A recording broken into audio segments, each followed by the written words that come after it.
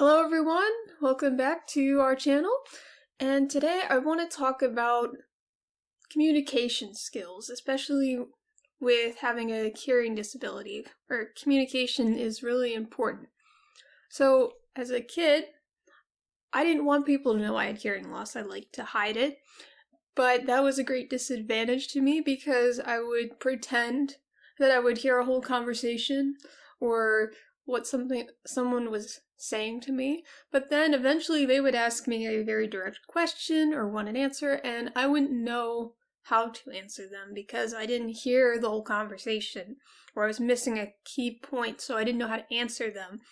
And that would make me end up looking like a fool because I didn't know what was going on. So I have learned it's better to be upfront. If you meet new people, I like to tell them immediately that I have hearing loss. I want them to know instead of assuming that I don't have hearing problems. And I also have changed how I word my questions when I don't hear things. I think it's very common to say, "Can you repeat this?" or "What did you say?" And by doing that, you're asking someone to likely repeat the entire sentence.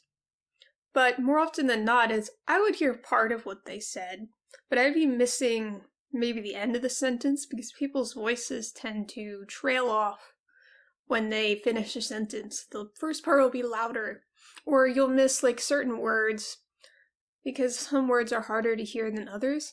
So when they would repeat the entire sentence, I would miss the exact same part again. So sometimes it's better to tell them, "This is what I heard, can you repeat the last part of the sentence?"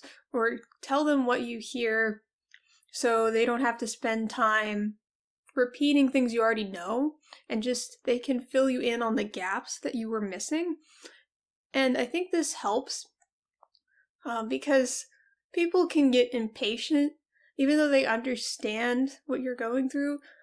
They tend to get impatient if they have to repeat things multiple times. So it's better to be direct, to the point, tell them exactly what you're looking for. This is the part of the sentence that I'm missing, and it will help both you and them have a smoother conversation instead of them getting annoyed and not wanting to talk anymore.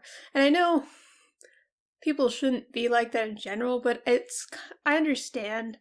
It's hard to have to keep repeating things multiple times and then have a normal conversation.